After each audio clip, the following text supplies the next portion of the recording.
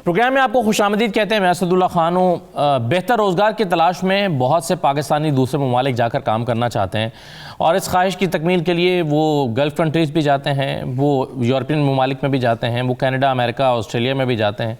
दुनिया भर में पाकिस्तानी जाकर अपनी सलाहियतों का लोहा मनवाते हैं।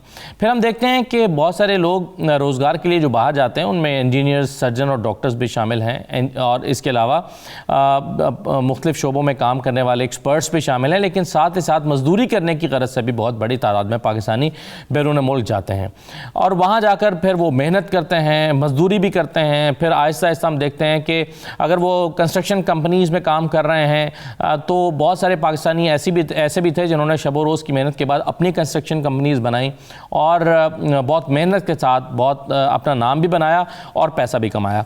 आज हम कनाडा के हवाले से बात करेंगे कि कनाडा में जो कंस्ट्रक्शन कंपनीज़ हैं, जो तामीराती सनत है, उससे कितनी बड़ी तादाद में पाकिस्तानी वाबस्ता हैं, कितनी एक्सपर्टीज़ के साथ वो वहाँ पर काम करते हैं, उनके काम को कितना पसंद किया जाता है, एक कंस्ट्रक्शन कंपनी कैसे बनाई जा सकती है कनाडा में, कितना मुश्किल या आसान है, कंपटीशन कैसा है, कवानीन क्या कहते हैं, मजदूरी कितनी मिलती है एक मज़दूर को, एक तामीराती सनत से वाबस्ता शख्स या कंस्ट्रक्शन कंपनी का जो मालिक है वो कितने पैसे कमा सकता है और इनका जो वॉल्यूम है वो क्या क्या होता है। तो ये बहुत सारे सवालात हैं जो इस मौजू से जुड़े हुए हैं जो आज के प्रोग्राम में हम आपके सामने रखेंगे।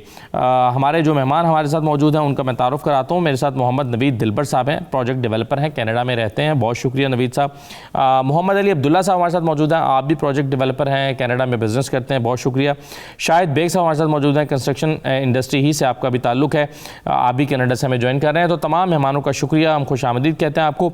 नवीद दिलबर साहब, सबसे पहले तो ये बताइए कि कुछ अंदाज़ा है कि कितने पाकिस्तानियों की कितनी बड़ी तादाद कनाडा में कंस्ट्रक्शन के शोबे से वाबस्ता है, चाहे वो मजदूरी करते हों या ये बिज़नेस करते हों या कंस्ट्रक्शन कंपनी चलाते हों, उसके मालिक हों, कितनी बड़ी तादाद में पाकिस्तानी से वाबस्ता होंगे?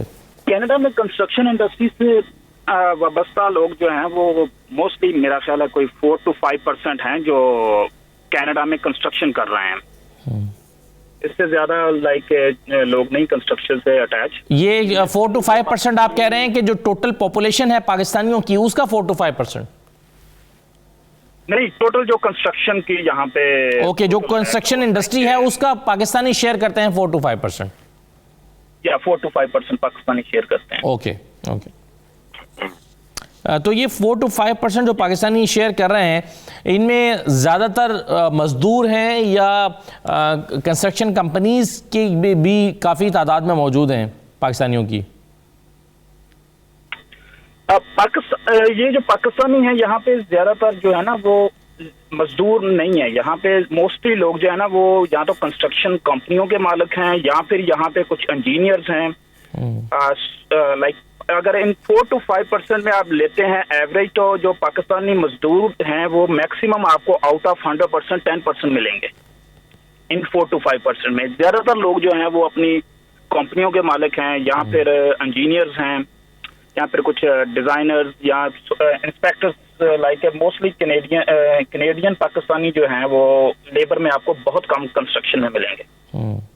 सही है, बिल्कुल सही है। तो मोहम्मद अली अब्दुल्ला साहब, यहीं से गुफ्तगू को आगे बढ़ाते हैं। ये बताइए कि एक कंस्ट्रक्शन कंपनी बनाना, आपने कहा, अभी हमने सुना नवीद दिलबर साहब कह रहे थे कि ज़्यादातर लोग जो हैं वो पाकिस्तानी अगर इस शोबे में से वाबस्ता हैं तो उनकी अपनी कंपनीज़ हैं। तो ये कंपनी बनाना कितना चैलेंजिंग काम है? कंस्ट्रक्शन कंपनी को डेवलप करना, बनाना और फिर चलाना और फिर उससे पैसे कमाना, ये कनाडा में कितना चैलेंजिंग है? जी, बिस्मिल्लाहिर्रहमानिर्रहीम। पहले तो सब देखने वालों को अस्सलाम वालेकुम मेरी तरफ से। बहुत शुक्रिया, आपने हमें प्रोग्राम में इनवाइट किया। तो आपका जो सवाल है वो मैं, एक तो उसके 2 तरीके हैं जो आपने कंस्ट्रक्शन कंपनी रजिस्टर करनी है ना। पहले तो हम जिस तरह हैं, हम मोस्टली हाउस को बिल्ड करते हैं, ठीक है, हमारा रेजिडेंशियल में ज्यादा एक्सपीरियंस है, ठीक है। तो जब आप कंस्ट्रक्शन कंपनी डेवलप करने लगते हैं या उसको रजिस्टर करने लगते हैं तो आपको उसकी 2 ऑप्शन होते हैं। या तो आप एक तो फेडरल के थ्रू जाएं, ठीक है, उसमें ये होता है कि आप पूरे कनाडा में काम कर सकते हैं, या प्रोविंशियल में जाएं, ठीक है।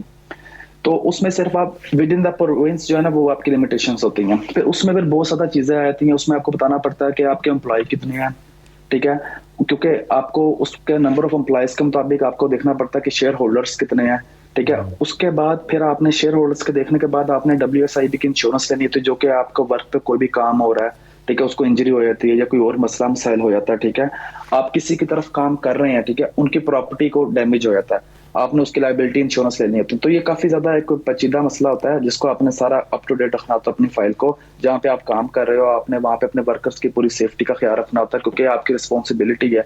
आपका अगर कोई वर्कर वहाँ पे उसको कोई इंजरी हो जाती है, ठीक है, या कोई मसला हो जाता है या कोई किसी किस्म का क्या कहते हैं मिसहैप हो जाता है, वहाँ पे कोई चीज चोरी हो जाती है, तो वो सारी उसकी जिम्मेदारी आपकी होती है। तो इट्स नॉट इजी आपको कंस्ट्रक्शन कंपनी अब रजिस्टर करना, लेकिन आपको एक रूल होता है वो सारा फॉलो करना होता है। आपने अपनी डाटा बुक होती है वो सारी आपने अप टू डेट रखनी होती है। सही है। अच्छा, जैसे कि हम यहाँ पर शायद बेग साहब कुछ कंट्रीज़ में, जैसे पाकिस्तान की भी मैं मिसाल दूँ, तो कुछ तो कंस्ट्रक्शन कंपनीज़ हैं जो कंस्ट्रक्शन करती हैं, लेकिन जो ज़्यादातर घर बनाने वाले लोग हैं जिनको हम उर्फ़ आम में ठेकेदार कहते हैं, तो ठेकेदार अपनी टीम के साथ कहीं रजिस्टर्ड नहीं होते या उनकी कोई रजिस्टर्ड कंपनी नहीं होती, और ठेकेदार जो हैं वो काफ़ी सारे घर बैक वक्त बना रहे होते हैं, अपनी टीम के साथ मिलकर काम कर रहे होते हैं। तो कनाडा में क्या पाबंदी है कि कोई रजिस्टर्ड आदमी ही ठेकेदारी कर सकता है अपनी फर्म के ज़रिए से, या अनरजिस्टर्ड लोग भी प्रोजेक्ट्स लेके काम करते हैं? जी शायद बेग साहब, ये जो आपका सवाल है उसके मुतालिक ये है कि जो रजिस्टर्ड होंगे ना जी, वो घर बना सकते हैं, लेकिन जो नॉन रजिस्टर्ड होते हैं वो घर नहीं बना सकते, वो जस्ट वो बेसमेंट रेनोवेशन का काम कर सकते हैं। लेकिन अगर आपको रजिस्टर करने के लिए तो फिर वो आपको कवानीन को फॉलो करना पड़ता है। उसके लिए फिर आपको सारे, जैसे अली अब्दुल्ला ने कहा कि नंबर ऑफ एम्प्लॉयज, हर चीज की इंश्योरेंस लेनी पड़ती है, उस हवाले से सारी चीजें होती हैं। लेकिन मोस्टली लोग, जो आपने जो लफ्ज यूज किया कि ठेकेदार, वो यही करते हैं कि वो नंबर ऑफ एम्प्लॉय नहीं शो करते, और इस हवाले से वो फिर अपने काम को यानी कि अपग्रेड नहीं कर सकते। जैसे हमने हर कवानीन के मुताबिक अपनी सारी चीजें की हुई हैं, इस हवाले से हम हाउस भी बिल्ड कर सकते हैं, हम हर चीज कर सकते हैं। क्या गवर्नमेंट की रिक्वायरमेंट्स को फुलफिल करना मुश्किल काम है एक कंस्ट्रक्शन कंपनी रजिस्टर करवाने के लिए बेग साहब? नहीं, इतना मुश्किल नहीं है, लेकिन अगर आप उसको फॉलो करें तो इंतहाई आसान है। लेकिन उसमें जो कंस्ट्रक्शन कंपनीज होती हैं उसमें उन्हीं का फायदा होता है, ताकि वो अपने काम में जिद्दत लेके आ सकते हैं अपने काम से। जैसे जैसे माहौल बदलता है उस हवाले से अपने काम के हवाले से उसको अपग्रेड करते रहते हैं। सही है। नवीद दिलवर साहब, ये बताइए कि अभी कोविड के दिनों में कंस्ट्रक्शन का काम कितना मुतासिर हुआ या नहीं हुआ, कम हो गया, ज़्यादा हो गया? अभी रिसेंट पिछले 1.5-2 साल की अगर मैं बात करूं तो इस सनत पे क्या फ़र्क पड़ा है? सर, कंस्ट्रक्शन का जो मोस्टली जो इंटीरियर रेनोवेशन का स्टफ था उस पर तो बहुत ज्यादा फर्क पड़ा है। Like for the time being, जब कोविड स्टार्ट हुआ था तो मोस्टली ये इंटीरियर रेनोवेशन तो बंद ही हो गई थी। ठीक है, लोग डरते थे किसी को घर बुलाने से। जी जी, लोग डरते थे। इंटीरियर रेनोवेशन कोई बेसमेंट का काम है या कमर्शियल रेस्टोरेंट्स बनाने हैं, लाइक आप इन हाउस या इनसाइड काम नहीं कर सकते। जो मेरी स्पेशलिटी है वो मैं हूँ एक्सटीरियर कंस्ट्रक्शन करता हूँ। ठीक है, लाइक कमर्शियल रिटेल प्लाजा या पेट्रोल पंप वगैरह या गैस स्टेशन वगैरह बनाता हूँ। तो हम लोग प्रीटी मच लाइक कोविड में भी एक दिन भी हमारी जो कंपनी है ना वो बंद नहीं हुई। ठीक है, तो हम कंटिन्यू ही रहा। तो हम फॉर पॉइंट ऑफ व्यू मेरी कंपनी से रिलेटेड जो है वो मैं ठीक गया हूँ। आई थिंक कि मैं ज्यादा बिजी हुआ हूँ इस ड्यूरेशन में। अगर मैं इसको सही तरीके से बताऊं तो मैं काफी ज्यादा लाइक। और आप इसकी वजह क्या समझते हैं कि ज्यादा बिजी कैसे हो गए? क्या वजह है कि ज्यादा काम हुआ इन दिनों में? बेसिकली लोगों का जो डायरेक्शन है ना वो थोड़ी सी चेंज भी हुई है। जो बहुत सारे लोग पहले जो है ना वो एक लाइन की तरफ जा रहे थे कि लाइक रेस्टोरेंट्स इंटीरियर, तो लोगों ने अभी जो डेवलपर्स हैं, जो क्लाइंट्स हैं, जो ओनर्स हैं, वो एक्सटीरियर की तरफ और आउट ऑफ सिटीज उन्होंने मूव करना शुरू किया। मोस्टली पहले हो रहा था कि टाउन्स के अंदर काम हो रहा था, अभी आउट ऑफ सिटीज मूव करना शुरू किया है। तो वहां जब आप आउट ऑफ सिटीज जाते हैं, आप लैंड के जो पार्सल्स हैं उनको डेवलप करना शुरू कर रहे हैं। तो जैसे ही लैंड के पार्सल्स डेवलप होते हैं तो आपका एक्सटीरियर कंस्ट्रक्शन जो है वो इंक्रीज होना शुरू हो जाती है। ठीक है, मैं लाइक ऑल ओवर अंटारियो अभी इस वक्त काम कर रहा हूँ, लेकिन ये है कि आप wherever you like go is increasing. ठीक है, चलिए इस दौरान में कुछ शायद मुश्किलात भी होंगी, क्योंकि हमने देखा कि मटेरियल शॉर्टेज जो है उसका भी सामना करना पड़ा। चाइना से इंपोर्ट नहीं हो पा रही थी, या जो मटेरियल अमेरिका से आता था कनाडा में उसमें रुकावटें पैदा हुई, तो उससे कितना फ़र्क पड़ा है काम में। एक छोटा सा ब्रेक लेते हैं, मज़ीद पहलुओं पर बात करते हैं, हमारे साथ रहिए।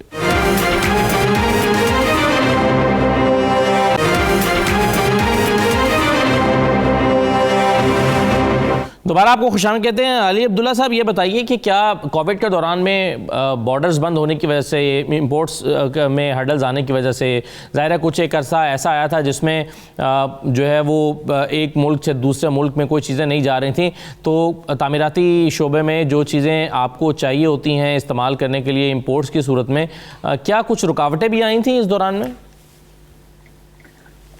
जी, मैं तो पहले तो ये कहूँगा कि कोविड में ना, अगर आप जो हाउस मार्केट देखें या कोई भी आपकी रियल एस्टेट जो मार्केट है ना, जिस तरह कोविड स्टार्ट हुआ तो सारे प्रेडिक्ट कर रहे थे कि ये मार्केट सारी जो है ना वो कनाडा की जो है ना वो बैठ जाएगी, ठीक है, सारी प्राइसेस लो हो जाएंगे। लेकिन ये बिल्कुल ही ऑपोजिट हुआ।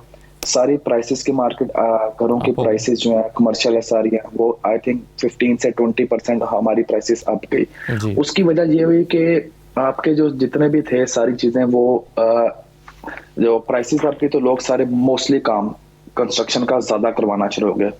उससे ये हुआ कि अब हमें सो फार सो नाउ हमें मटेरियल में कोई मसला नहीं आया, मटेरियल बहुत ज्यादा स्टॉक में था। हमें सिर्फ प्रॉब्लम ये आती थी कि हम इन स्टोर नहीं जा सकते थे, हमें हमारी वहाँ पे लेबर सारी साइड में पहुंची होती थी, और ये इस तरह की फील्ड है कि आपको जो कोई सामान चाहिए आपको राइट अवे भी जाके वहाँ पे बुक करके लेना पड़ता है। तो हमें वहाँ पे 2-2, 3-3 दिन वेट करना पड़ता था, जो कि कर्ब साइड पिकअप होती थी या हमारी डिलीवरी होती थी, जिससे हमें ये प्रॉब्लम आई है। हाँ, अगर आप देखें कि अब 2-2.5 साल हो गए, अब हमें जो प्रॉब्लम आ रही है वो ये आ रही है कि हमारी, अब अगर आप देखें कॉपर है, कॉपर का पूरी दुनिया में इस टाइम शॉर्टफॉल जा रहा है, तो हमें तार नहीं मिल रही। जो भी हमारी जो रेजिडेंशियल में जो भी वायर जो कमर्शियल में यूज होती है, हमें वायर नहीं मिल रही, वो सारी हमें जो भी अगर लेनी पड़ती है, जो अगर $300 का हमें रूल मिलता था वो हमें $1,000 प्लस टैक्स का मिल रहा है। तो अफेक्ट हुआ है, मैं काफी तौर पे ये कहूंगा, लेकिन उस वजह से प्राइसेस भी अब गई हैं हमारी, तो आप कह सकते हैं कि टेक एंड गिव भी है। तो ये कॉपर का शॉर्टफॉल क्यों हुआ है अब्दुल्ला साहब? आर्जी है ये आपके ख्याल में? एज फार एज जो मेरी अभी जिन डीलर से बात होती है वो यही कहते हैं कि जो चाइना है वहाँ पे जो है वो वर्कर्स जो है वो कॉपर नहीं बन रही, तो जिस वजह से सारा शॉर्टफॉल हो रहा है। लेकिन अनकरीब ये अभी पिछले दिनों हमारा जब कोविड स्टार्ट हुआ, हमारे वुड का भी 2x4 का भी शॉर्टफॉल हुआ था। वो ये हुआ था कि कनाडा ने सारी एक्सपोर्ट कर दी थी अमेरिका को, जिससे प्राइसेस बहुत ज्यादा ऊपर चली गई थी, लेकिन वो नीचे आ गई हैं, वापस नॉर्मल पे आ गई हैं। तो उम्मीद है कि जो सोफार नजर आ रहा है हमें कि जो प्राइसेस अब जिस तरह वुड की गई हैं तो नीचे आ गई हैं, तो कॉपर की भी हमें हमारी प्राइस नीचे आ जाएगी। सही है। शाहिद बेग साहब, जैसा कि अभी अब्दुल्ला साहब भी बता रहे थे कि तामीराती ये जो हमारी जो प्राइसेस हैं वो अप गई हैं ओवरऑल जो मार्केट है इसकी, लेकिन क्या सिर्फ ज़मीन की कीमतें ऊपर गई हैं या जो तामीराती शोबा है इसकी कॉस्ट भी बढ़ गई है, यानी कंस्ट्रक्शन कॉस्ट भी बढ़ी है क्या ज़मीनों की कीमतों के साथ साथ? जी, जैसे अब्दुल्ला साहब ने कहा कि वो प्राइसेस में इंक्रीज हुआ है, लेकिन उसमें घरों की प्राइस भी इंक्रीज हुई है, और उसके अलावा जो मटेरियल्स की प्राइस है वो भी इंक्रीज गई है। उसके अलावा जो कॉस्ट होती थी, फॉर एग्जांपल एक अगर घर $100,000 में होता था फॉर एग्जांपल, अब वो $150,000 में हो रहा है, क्योंकि उस हवाले से मटेरियल की कॉस्ट ज्यादा होने की वजह से, तो ऑब्वियसली के वो जो रेजिडेंशियल या कमर्शियल में होंगे, जैसे नवीद दिलबर साहब भी इस बात पे एग्री करेंगे कि उसकी जो पहले कोड करते थे कोविड से पहले और अब उसमें फर्क आया है, ऑलमोस्ट 30 to 40% उसमें फर्क आ चुका हुआ, क्योंकि वो प्राइसेस मटेरियल की इंक्रीज हुई हैं। जी, ये मटेरियल की प्राइसेस क्यों इंक्रीज हुई हैं? शॉर्टेज की वजह से या ओवरऑल इन्फ्लेशन की वजह से? जी, शॉर्टेज भी है। जैसे पहले अली साहब ने कहा कि जो कर्ब साइड पिकअप थी तो पहले मटेरियल नहीं मिलता था, अब मिलना शुरू हो चुका हुआ है आहिस्ता आहिस्ता, लेकिन उस हवाले से यही है कि आहिस्ता आहिस्ता ये नॉर्मल की तरफ आ रहे हैं सारी चीज। सही है। बिल्कुल ठीक है। अच्छा दिलबर साहब ये बताइए कि जो यहाँ पर वेज क्या मुकर्रर है एक मज़दूर के लिए, जो लोग ज़ाहिर है साइट पे काम करते हैं, ज़्यादातर लेबर काम करती है, तो उसके लिए कोई गवर्नमेंट की तरफ से वेज मुकर्रर है, दिहाड़ी कितनी है, और क्या वो जो गवर्नमेंट के कवानीन है उस पर पूरी तरह से अमल दरामद होता है इस इंडस्ट्री में? गवर्नमेंट की तरफ से जो मिनिमम वेजेस सेट हैं वो तो $15 हैं पर किसी भी आप अगर लेबर को अपने किसी भी काम के लिए $15 पर आवर, लेकिन कंस्ट्रक्शन में जो या $15 पर आवर, कंस्ट्रक्शन में थोड़ी सी ज्यादा वेजेस होती हैं। जैसे लाइक स्टार्ट में आपको किसी भी लेबर को आप लेके आते हैं तो आपको $17 to $18 मिनिमम पे आप लेके आते हैं, then slowly construction goes like up to $100 also. So construction is like really like a heavy duty stuff. इसमें आप इसको आप जितना भी ओपन करते जाएंगे, आप इसका बुक लाइक कंप्लीट बुक आप इसको जितना भी करते जाएंगे। So इस और मोस्टली लोग कनाडा में आपको फॉलो ही करना पड़ता है, जो आपका बैक रूट होता है, जो आप लोग करते हैं, बहुत सारे लोग करते हैं बैक रूट के थ्रू जाते हैं, लेकिन as long as you are doing it once you got caught up, government is after you. आपकी कंपनी में जो लोग काम अंडर रेट्स, जी ठीक है, आपकी कंपनी में जो लोग काम करते हैं क्या वो ज़्यादातर पाकिस्तानी हैं, मकामी लोग हैं, या दूसरे मुल्कों से आए हुए लोग हैं? मेरी कंपनी में जिस तरह मैंने आपको बताया कि हमारे जो एक्सटीरियर जो हैवी ड्यूटी होता है काम थोड़ा सा, तो पाकिस्तानी लोग जो है ना मोस्टली कनाडा में हैवी ड्यूटी काम कुछ कम करते हैं, ज़्यादा नहीं करते। तो मेरे पास जो लेबर में है वो इंडियन हैं, पंजाबी लोग हैं, कुछ मेरे प्रोजेक्ट मैनेजर हैं जो इजिप्ट से हैं, then I have a project manager from India, then same I have one guys from Lebanon also. जी मेरे पास पहले एक दो पाकिस्तानी इंजीनियर्स काम कर चुके हुए हैं, अभी आजकल रिसेंटली जस्ट एक अटैच है मेरे साथ पाकिस्तान से, लेकिन ज्यादातर जो लेबर में है मेरे पास वो इंडियन कम्युनिटी है। सही है। तो अली अब्दुल्ला साहब, आप शेख हजरात जो आते हैं वो they are really hard in to work, so experience के लिए वो काफी अच्छे जा रहे हैं। ठीक है। अली अब्दुल्ला साहब, आप क्या प्रेफर करते हैं कि किन को आप चाहेंगे कि बतौर लेबर इस्तेमाल किया जाए, कि पाकिस्तानियों का की स्किल्स कैसी हैं? क्या पाकिस्तान से ट्रेनिंग लेकर आते हैं, जैसे प्लम्बर हैं या कारपेंटर हैं या और बहुत सारे शोबे हैं, तो क्या वो ट्रेनिंग लेकर आते हैं या वहाँ आकर ट्रेनिंग लेना पड़ती है, या फिर पाकिस्तान की ट्रेनिंग और वहाँ की ट्रेनिंग में बहुत फ़र्क है? देखें तो अब जिस तरह मैं पाकिस्तान से बैक होम से इंजीनियरिंग करके आया था, वो यहाँ पे इंजीनियरिंग नहीं मानते, तो मैंने यहाँ पे फिर एमएससी यहाँ पे राजस्थान से की थी, एमएससी सिविल इंजीनियरिंग। तो इसी तरह मैं एग्जांपल लूंगा कि देखें पाकिस्तान या कोई भी कम्युनिटी वो मैटर नहीं करती, as long as they are doing their job, so it's okay for me.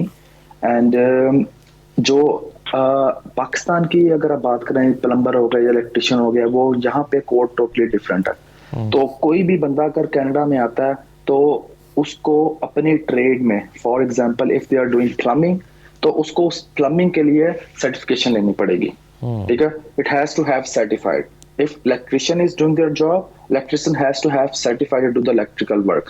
So जो इस तरह मेरे अब घरों की रेनोवेशन में घर कंस्ट्रक्शन करता हूँ, मतलब वहाँ से सर्टिफिकेशन लेनी पड़ेगी। अगर किसी ने पाकिस्तान से सर्टिफिकेशन कर रखी है तो वो नहीं चलेगी।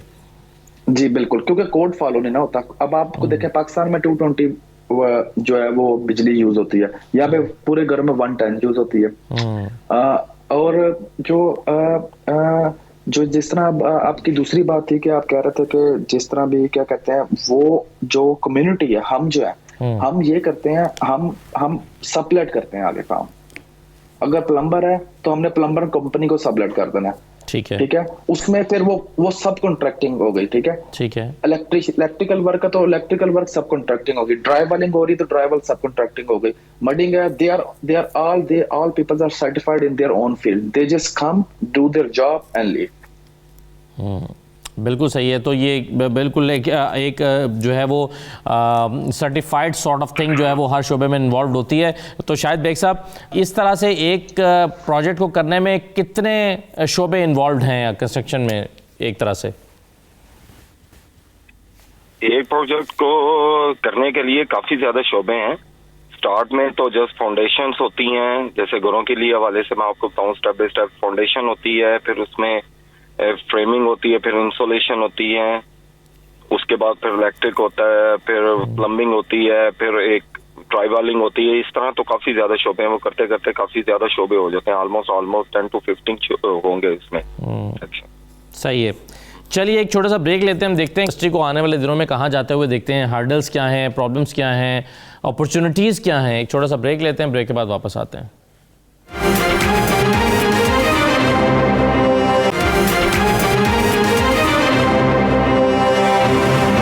दोबारा खुशामद कहते हैं। नवीद दिलबर साहब, ये बताइए कि क्या मार्केट में स्टेबिलिटी आ चुकी है? पिछले 1.5 साल से जो हम देख रहे थे कि प्राइसेस अप हो रही हैं, मार्केट ऊपर जा रही है, क्या अब स्टेबिलिटी है या अभी भी स्टिल मार्केट ऊपर जा रही है?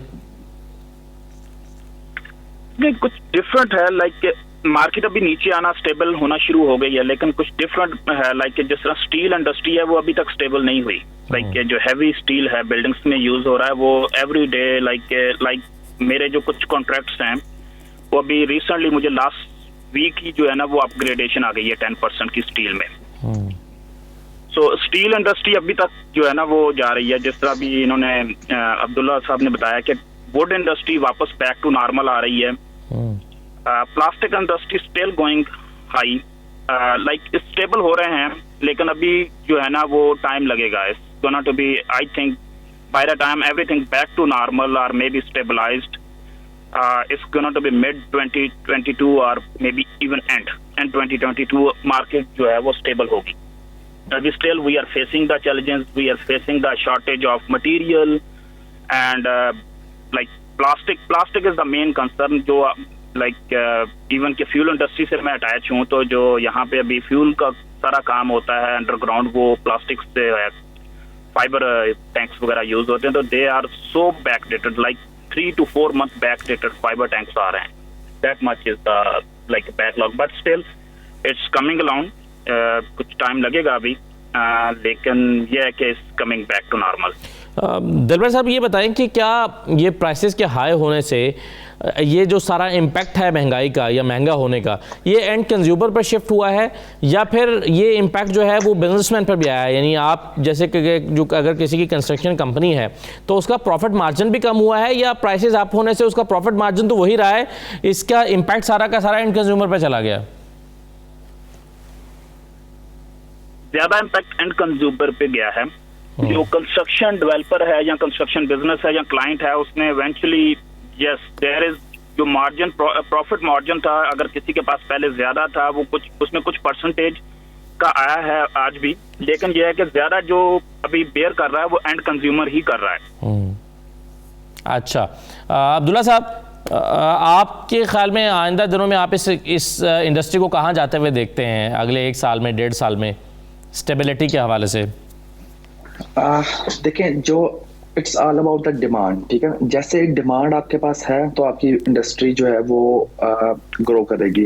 अभी 2 दिन पहले मैं आर्टिकल पढ़ा था CIC जो गवर्नमेंट की कनाडा इमिग्रेशन रेफ्यूजी की जो वेबसाइट है, कि जो कोविड के पिछले 2-2.5 साल हैं, इसमें हम वी आर नेगेटिव 500,000 पीपल, हम 5 लाख लोग जो इमिग्रेंट्स आने थे ये 2-2.5 साल में, वो नहीं आए। अब ऑफ कोर्स उन्होंने जब आना है तो उन्होंने कहीं पे रहना है, तो उनके लिए घर चाहिए, तो वो घर फिर बनने हैं। तो हमें हमारी इंडस्ट्री जो है अब अगले आने वाले साल में, जिस तरह इन्होंने कनाडा ने इमिग्रेशन खोलनी है, वो लोगों ने आना है यहाँ पे, उन्होंने रहने के लिए घर लेने हैं, तो घर जो है वो बनने ही बनने हैं। तो मैं देख रहा हूँ कि अभी जो है जिस तरह हमारा इसमें है जो जितनी इसमें आप कह सकते हैं कि जितना इसमें हम बिजी हो रहे हैं, आने वाले 2-2.5 साल में इससे डबल बिजी हम होंगे, और बिजनेस अपॉर्चुनिटीज जो हैं वो और बढ़ रही होंगी, और बढ़ेंगी, क्योंकि आपको घर चाहिए ना, घर बनने हैं, लोगों ने आना है, इमिग्रेंट्स ने आना है। तो इस बिजनेस में इन्वेस्टर भी डे बाय डे आ रहे हैं, इन्वेस्टमेंट कर रहे हैं? जी बिल्कुल, लोग इसमें इन्वेस्टमेंट कर रहे हैं, और इन्वेस्टमेंट इस तरह करते हैं कि आप प्रॉपर्टी लेते हैं और आपको 2 साल बाद, अगर उसकी आज का जो सिचुएशन चल रही है, 2 साल बाद से क्लोजिंग मिलती है, 2 साल बाद वैसे $2-2.5 लाख ऊपर चला गया होता है। सही है। शायद बेग साहब, आपकी क्या राय है, आने वाले दिनों में क्या होने जा रहा है? जी, मैं अली अब्दुल्ला साहब से इत्तेफाक करूंगा। जैसे उन्होंने कहा कि आने वाले, मैं जो देख रहा हूँ, आने वाले 2-3 साल में ये मार्केट और ऊपर जाएगी इंशाल्लाह ताला। और उसके हवाले से जैसे उन्होंने बताया कि इमिग्रेंट्स आएंगे, उसके हवाले से जो लेबर्स भी काफी ज्यादा होंगी जॉब्स के हवाले से। लेकिन उनको घर भी चाहिए होंगे, तो उस हवाले से काफी ज्यादा ये ऊपर जाएगी, क्योंकि प्राइस अभी भी ऊपर जा रहे हैं घरों के ना।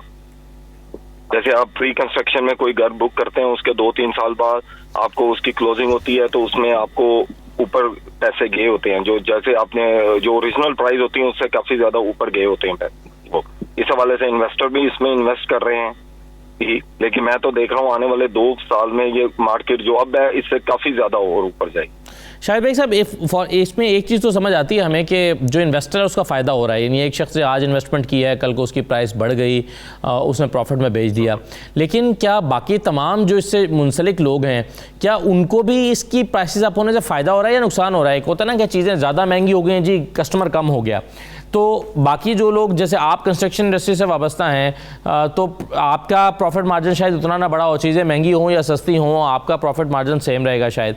तो ये जो प्राइसेस का ऊपर जाना है आने वाले दिनों में, ये आपके ख्याल में सिर्फ इन्वेस्टर के फ़ायदे की चीज़ है या बाकी सब लोग इससे फ़ायदा उठाते हैं? नहीं, इन्वेस्टर के हवाले से ये है कि इन्वेस्टर ही इस चीज़ का फ़ायदा उठाएगा, लेकिन वो जैसे दिलबर साहब ने कहा कि एंड कंज्यूमर जो वो बेयर करेगा, वो ही उसमें ही उसको ही वो सारी चीज़ों का ना वो बेयर करना पड़ेगा, जो एंड कंज्यूमर को। लेकिन उस हवाले से कि अगर आने वाले 2-3 साल में होता है तो उसमें जॉब्स भी जो लेबर्स आएंगी उसमें जो जैसे आजकल फॉर एग्जांपल लेबर्स की शॉर्टेज हो जाती है, लेकिन आने वाले दिनों में मैं देख रहा हूँ कि लेबर्स की शॉर्टेज नहीं होगी। और ये जो भी आपने सवाल किया कि इन्वेस्टर ही ऑब्वियसली इस चीज़ का फ़ायदा उठा सकता है। सही है। अच्छा, बिल्कुल। अली अब्दुल्ला साहब, ये बताएं कि इस सारी सूरत हाल को गवर्नमेंट किस तरह से देख रही है, यानी चीज़ों को कि अब प्राइजेस के अप होने से, चीज़ें महंगी हो जाने से या इंडस्ट्री के ऊपर चले जाने से गवर्नमेंट को क्या ये कंसर्न का बायस है, या गवर्नमेंट ने मार्केट पर छोड़ा हुआ है कि मार्केट खुद डिटर्मिन करे, मार्केट फोर्सेस खुद डिटर्मिन करें कि प्राइस क्या होनी चाहिए, या गवर्नमेंट इसको एक स्टेबल रखने के लिए, नॉर्मल रखने के लिए कुछ पॉलिसीज़ ला रही है? यानी गवर्नमेंट आपके ख्याल में इस इंडस्ट्री के ऊपर जाने से कंसर्न है या मार्केट फोर्सेस पर छोड़ना चाहती है? नहीं, गवर्नमेंट का इससे कोई ताल्लुक नहीं है।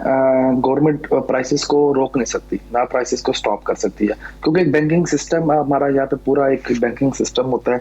अब गवर्नमेंट उसकी एक प्राइस नीचे कर भी देती है या स्टेबल कर भी देती है, तो जब आपके पास एक घर है, मिसाल 5 लाख का वो बिक रहा है, कोई बंदा उसको 5.5 लाख का लेना चाह रहा है।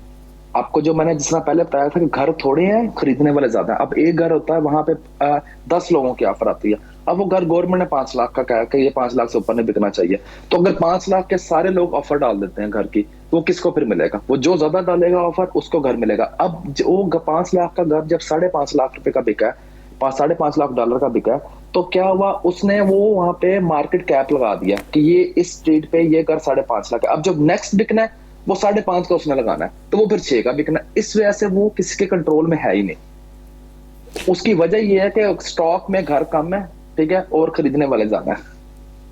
पिछले 1.5-2 साल में कोई मॉर्गेज पॉलिसी में कोई तब्दीली आई है अली अब्दुल्ला साहब? मॉर्गेज रेट था वो आपका जो बैंक ऑफ कनाडा है वो इंटरेस्ट रेट आपका डिटरमिन करता है। तो इन्होंने जिस तरह कोविड स्टार्ट हुआ था, इन्होंने एक तो सब जिन मॉर्गेज वाले थे, जिनके घर के मॉर्गेजेस हैं, इन्होंने उसको 6 माह का रिलीफ दिया था कि आपको सिर्फ हम इंटरेस्ट लेंगे, आपका जो ओरिजिनल पेमेंट है वो नहीं लेंगे, और वो इंटरेस्ट भी आपका जो प्रिंसिपल है उसमें ऐड होता जाएगा। तो मैं समझता हूँ कि अब अगर आप हिस्ट्री देखें तो 1970s में कनाडा का जो इंटरेस्ट रेट था वो ऑलमोस्ट 20-25% था। इस टाइम हिस्ट्री में जब से कनाडा का जो बैंकिंग सिस्टम चल रहा है, सबसे लोएस्ट इंटरेस्ट रेट है ड्यू टू कोविड, ताकि लोगों को मसला ना हो। जितना भी आपकी पेमेंट जा रही है उसमें मोस्टली आपका प्रिंसिपल ही जा रहा है। तो वो बैंक ऑफ कनाडा ने डिटरमिन किया, जो कि इस टाइम 0.25% प्लस प्राइम रेट है, जो कि बहुत ही थोड़ा है। तो इंटरेस्ट रेट के कम होने की वजह से भी आप समझते हैं कि लोगों ने ज़्यादा जो है वो इसमें इन्वेस्टमेंट की होगी या इस शोबे की तरफ ज़्यादा आए होंगे, जिससे प्राइसेस ऊपर गई होंगी? देखिए, इस तरह होता है कि आपकी मंथली पेमेंट्स होती हैं। आप 5 लाख का घर आप अफोर्ड नहीं कर सकते, आप 1 लाख उनको डाउन दे देते हैं, बाकी 4 लाख बैंक आपकी इंस्टॉलमेंट्स करता है। अब जो 4 लाख में जो आपकी इंस्टॉलमेंट्स होती हैं उसमें मंथली फिर आपका प्रिंसिपल भी जाता है और इंटरेस्ट भी जाता है। अब क्या हो रहा है कि जो आपका प्रिंसिपल है वो बहुत ज्यादा जा रहा है और जो आपका इंटरेस्ट है जो बैंक ले रहा है वो बहुत थोड़ा है। उससे ये हो रहा है कि लोग मोस्टली प्रॉपर्टियां बाय कर रहे हैं और उनको पता जो हमारे हम पेमेंट्स दे रहे हैं मंथली, वो हमारा सारा प्रिंसिपल ही जा रहा है। ठीक, राइट सर, चलिए एक छोटा सा ब्रेक लेते हैं, फिर इसको करते हैं और देखते हैं कि क्या इस इंडस्ट्री से वाबस्ता लोगों की कुछ डिमांड्स भी हैं हुकूमत से, क्या कुछ वो चाहते हैं कि कुछ स्पेशल किस्म की पॉलिसीज़ लाई जाएं, कुछ एक्सपेक्टेशंस हैं। एक ब्रेक लेते हैं, ब्रेक के बाद वापस आते हैं।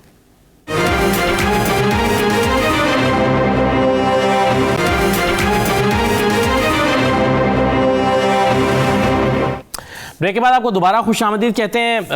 दिलबर साहब, ये बताइए कि क्या इस इंडस्ट्री से वाबस्ता लोगों की कुछ एक्सपेक्टेशंस हैं आने वाले दिनों में हुकूमत से कि उन्हें कुछ आपको कुछ ख़ास फेवर्स चाहिए, कुछ पॉलिसीज़ चाहिए, या कुछ आप एक्सपेक्ट कर रहे हैं गवर्नमेंट से? एक्सपेक्टेशन तो एज सच ज़्यादा नहीं है, या इंडस्ट्री की ज़्यादा डिमांड्स में, लेकिन एज सच जो जर्नल आप कंस्ट्रक्शन इंडस्ट्री कनाडा की ले रहे हैं, इसमें जो आपका WSIB या लाइबिलिटीज या फिर इंश्योरेंसेज वगैरह या फिर डिफरेंट जो मटेरियल्स हैं उनके में गवर्नमेंट को कंट्रोल करने की जरूरत है। It's going above and beyond the limits. जिस तरह नॉर्मल लोग हैं जो बाहर से इन्वेस्टर आ रहे हैं, जो आजकल की इंडस्ट्री है उसको वही सिर्फ अफोर्ड कर पा रहे हैं। जो यहाँ पे जॉब लोग कर रहे हैं वो इस इंडस्ट्री में या फिर कोई सी भी और फील्ड में है, वो कंस्ट्रक्शन क्योंकि it's going so much high, तो प्राइसेस हाउसेस की कंट्रोल नहीं हो पा रही। तो गवर्नमेंट को ऐसा कुछ ना कुछ पॉलिसी लेके आनी पड़ेगी ताकि कंट्रोल करें, ताकि जहाँ पे जो लोग जॉब कर रहे हैं उनको भी कुछ वो अफोर्ड कर सकें। यहाँ पे जो लोकल कम्युनिटी है is getting tougher and tougher every day for them to afford the stuff. आपके ख्याल में दिलबर साहब कि अभी जो बात हो रही थी कि इंटरेस्ट रेट के कम करने की वजह से भी क्या इसका जो रेट है वो बढ़ा है, इस इंडस्ट्री की प्राइसेस बढ़ी हैं, ज़मीनों की कीमतें बढ़ी हैं, आपके ख्याल में ये भी एक वजह हो सकती है? नहीं, एक तरफ तो आवाम को हुकूमत ने ये रिलीफ दिया कि चलें आप इंटरेस्ट रेट कम कर दें, दूसरी तरफ मार्केट में जाके उनको चीज़ महंगी मिल रही है, तो फ़ायदा क्या हुआ? तो डेफिनेटली जो आपका जो इंटरेस्ट रेट है वो आपका जो डेवलपर है जहाँ जिस तरह जो भी हायर पोजीशन पे है उसके लिए ये एक प्लस पॉइंट है। जैसे इंटरेस्ट रेट कम हुआ, प्रॉपर्टीज की डिमांड ज्यादा हो गई, लोगों ने ज्यादा बाइंग स्टार्ट कर दी। गवर्नमेंट ने रिलीफ दिया लोगों को, जो आफ्टर रिलीफ जो गवर्नमेंट ने दिया है इनकम की सूरत में फंड्स प्रोवाइड किए हैं लोगों को, तो बाइंग जो पावर है लोगों की इंक्रीज होना शुरू हो गई, इंटरेस्ट रेट कम नीचे आ गया, तो जिसके पास भी थोड़ी बहुत थी कैपेसिटी बाय करने की, लोगों ने बाय करना शुरू कर दिया। तो उसकी वजह से जो प्राइसेस हैं वो ऊपर जाना स्टार्ट हो गई हैं और ज्यादा। पहले वैसे भी continuously Canada is on the peak for prices. Shahid Baig साहब, अभी जब हमने देखा कि कोविड आने के बाद वर्क फ्रॉम होम की पॉलिसी आई है, तो बहुत सारे लोग आमतौर पर शहरों के नज़दीक रहना चाहते हैं ताकि उनको अपनी जॉब पर जाने के लिए ज़्यादा ट्रैवल ना करना पड़े, लेकिन वर्क फ्रॉम होम की पॉलिसी के तहत लोगों ने जो रिमोट एरियाज़ में भी जाके, थोड़ा दूर जाके भी जगह किराए पर ली हैं, क्योंकि उन्हें काम तो घर से ही करना है और वहाँ पर जगह सस्ती मिल जाएंगी। तो अब हम देख रहे हैं कि वहाँ पर भी जो कीमतें हैं वो बढ़ना शुरू हो गई हैं। तो ये वर्क फ्रॉम होम की पॉलिसी से कितना इम्पैक्ट आया है? जी, वर्क फ्रॉम होम की जो पॉलिसी है इससे फर्क तो पड़ा है। जैसे अब कोविड से पहले दूसरे सिटीज में चले जाते थे, GTA से तो तकरीबन 2 घंटे की ड्राइव पे, वहां पे हाउसेस की प्राइस कम थी। जैसे वर्क फ्रॉम होम आया, लोगों ने मूव करना शुरू कर दिया, क्योंकि जो लोग इधर वर्क फ्रॉम होम करके जो रेंट पे रह रहे थे, उन्होंने कहा क्यों ना अपना बाय किया जाए, और वो उस सिलसिले में वो उन्होंने शहर से दूर जाके वो घर बाय किए। उस हवाले से जो टाउन्स थे मुख्तलिफ, वहां से भी घरों की प्राइसेस काफी ज्यादा इंक्रीज हो चुकी हुई हैं इस पॉलिसी आने की वजह से। सही है, तो आपसे भी मैं वही सवाल करूंगा कि क्या आपकी कुछ एक्सपेक्टेशन है गवर्नमेंट से? ये एक्सपेक्टेशन तो हैं, जैसे दिलबर साहब ने कहा कि प्राइस को कंट्रोल करना चाहिए हर हवाले से, मटेरियल के हवाले से, घरों के हवाले से गवर्नमेंट को इस सिलसिले में कुछ सोचना चाहिए कि उस हवाले से इस प्राइस को कंट्रोल करना बेहतर है हर लिहाज से। और जो न्यू कमर है, जो न्यू होम बायर है, उसके लिए भी फायदा होगा अगर वो प्राइजेस को, घरों के प्राइजेस को या उसके हवाले से जो हमारी कंस्ट्रक्शन फील्ड से मटेरियल के हवाले से उस प्राइस को कंट्रोल करेंगे, तो उस हवाले से सबको फायदा होगा, कॉन्ट्रैक्टर को भी एंड कंज्यूमर को भी। अच्छा अली अब्दुल्ला साहब, ये जो हम गवर्नमेंट से डिमांड या एक्सपेक्टेशंस की बात कर रहे हैं, तो अभी जो हालिया इलेक्शन हुआ है इसमें क्या मुख्तलिफ पार्टीज़ ने अपने मैनिफेस्टो में इस इशू को एड्रेस किया है? देखें, सारे पार्टीज ऑफ कोर्स करती हैं अपना जो एड्रेस इसमें कि किस तरह करना है, क्या करना चाहिए, हम क्या पॉलिसीज लेके आएंगे। जो बेहतर पॉलिसीज लेके आएगा, जो लोगों को ज्यादा समझाता है, उसको लोग वोट डालते हैं। अब हम जिस तरह, हम अगर मुसलमान कम्युनिटी यहाँ पे जितनी भी है वो ज्यादा मोस्टली लिबरल को सपोर्ट करती है, तो हम सब लिबरल को वोट डालते हैं। तो गवर्नमेंट को देखना चाहिए इसमें कि आपको क्या कहते हैं कि एक बंदा अगर मिनिमम वो $15 ना दिलबर साहब ने कहा कि ले रहा है, तो उसको किस तरह वो $15 पे लेके वो घर अफोर्ड कर सकता है। वो कभी भी $15 पे लेके जॉब करके वो घर अफोर्ड नहीं कर सकता। तो गवर्नमेंट को एब्सोल्युटली हम भी इस पे एग्री करेंगे, हम भी अपनी प्राइस कम करें, ठीक है, सारा कुछ सारे हम गवर्नमेंट के साथ कॉम्पनसेट करने के लिए तैयार हैं। अगर वो प्राइसेस डाउन करें घरों की, तो हम भी यानी कि अपना प्राइस वगैरह her everything will be go down. और वो कैसे कम हो सकती हैं प्राइसेस आपके ख्याल में? देखें, सबसे पहले तो मटेरियल है ना। अब कनाडा में देखें प्राइसेस, जो सबसे ज्यादा मसला है ना वो लेबर का है, ठीक है। आपके पास यहाँ पे सबसे जो आप देख लें, कनाडा में मैन्युफैक्चरिंग बहुत कम है। उसकी वजह क्या है? वो अगर इस मुल्क में मैन्युफैक्चर करते हैं तो उनको क्या होता है कि उनको महंगी पड़ती है चीज। वही चीज अगर वो चाइना से लेते हैं तो उनको सस्ती पड़ती है। चाइना से सस्ती क्यों पड़ती है? कि वहां पे लेबर सस्ती है। कनाडा में लेबर सबसे महंगी है, तो आपको यहाँ पे चीज महंगी पड़ती है। ये तो भाई बहुत सारे मुल्कों का मसला है। यहाँ पर पाकिस्तान जैसे मुल्कों में भी लोगों ने छोटी छोटी चीज़ें बनाना छोड़ दी हैं, क्योंकि यहाँ पर वो महंगी पड़ती हैं, और अगर जाहिर है दूसरे चाइना से मंगवा लें तो वो सस्ती पड़ती हैं, इसलिए चाइना प्रोडक्ट्स हैं। ये बिल्कुल ये वाला इम्पैक्ट तो आ रहा है। तो हम इसको कैसे कंक्लूड करें कि अब ये मार्केट जो है ओवरऑल पॉजिटिव साइड पर जा रही है? कंस्ट्रक्शन इंडस्ट्री से जो लोग वाबस्ता होना चाहते हैं, जो लोग इस बिज़नेस में आना चाहते हैं, जो भी सोच रहे हैं कि हमें कनाडा में ये बिज़नेस शुरू करना है, आप उनके लिए क्या उनको मशवरा देंगे? किन बातों का ख्याल रखें वो? मैं उनको मशवरा दूंगा कि कनाडा में पहली तो बात यह है कि यहाँ पे आप कोई भी बिजनेस करते हैं, ठीक है, आप अपने अच्छी नीयत से करते हैं तो आप यहाँ पे ग्रो करते हैं। तो जो भी न्यू कमर कनाडा में आए, ठीक है, उसके ईमानदारी से काम करें, ईमानदारी से काम करे, ठीक है, सच बोले, वक्त की पाबंदी करे, ठीक है, दिल लगा के काम करे, मेहनत करे, वो उसका फल पाएगा। और जो कंस्ट्रक्शन फील्ड है ये बहुत बड़ी फील्ड है, ठीक है, आप इसमें जहां तक जाना चाहें वहां तक जा सकते हैं। अब मेरा जो टारगेट है, अगले 2 साल में मैंने कस्टम हाउसेस में जाना है, तो मैं अपने टारगेट पे मुझे लग रहा है कि मैं I am on the right track to go to there. तो आप अपनी एक एम रख लें और उसके मुताबिक उसकी मेहनत करें, तो आपको उसका फल मिलता है। तो मैंने न्यू जनरेशन को यही कहूंगा कि इस मुल्क में आए, इमिग्रेशन करा के, ठीक है, मेहनत करें। कंस्ट्रक्शन बहुत अच्छी फील्ड है, आप इस फील्ड में आए, दिल लगा के काम करें, आपको उसका फल मिलेगा। यानी आप समझते हैं कि आपका फैसला दुरुस्त है इस फील्ड में काम करने का, और आप इससे बहुत मुतमईन हैं? जी बिल्कुल, मैं अपने प्रोफेशन में हूँ और मैं अल्हम्दुलिल्लाह मुझे बहुत आप एक किस्म का, आप हमारा मुल्क ही है, लेकिन आप I don't have boss, I am my own boss. तो मैं खुद बॉस हूँ अपना। तो हमने जब दिल करना हमने आना है, हमने जब दिल करना छुट्टी करनी है। तो ये एक बहुत बड़ा आपकी प्लस पॉइंट है। बहुत शुक्रिया मोहम्मद अली अब्दुल्ला साहब, बहुत शुक्रिया मोहम्मद नवीद दिलबर साहब, शाहिद बेग साहब, बहुत शुक्रिया। कनाडा की कंस्ट्रक्शन इंडस्ट्री के हवाले से हम बातचीत कर रहे थे। चैलेंजेस क्या हैं, मार्केट की सिचुएशन क्या है, प्रॉफिट मार्जिन क्या है, रूल्स क्या हैं, कवानीन क्या हैं, इन तमाम पहलुओं पर हमने गुफ्तगू की है। इजाज़त दीजिए, अल्लाह हाफ़िज़।